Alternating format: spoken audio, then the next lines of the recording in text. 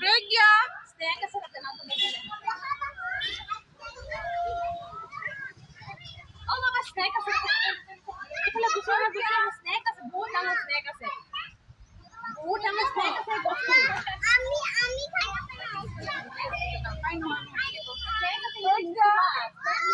তুমি লেতেৰা হাতে নষ্ট কি খাই ফেলে এফালে শুনা না কি কৰিছা খাইছা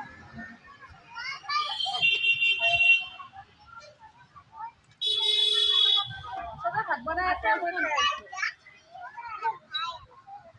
কি হৈছে নহ'লে ফুলটোৱে কান্দিব যে আমাক বেছি চিঙিছে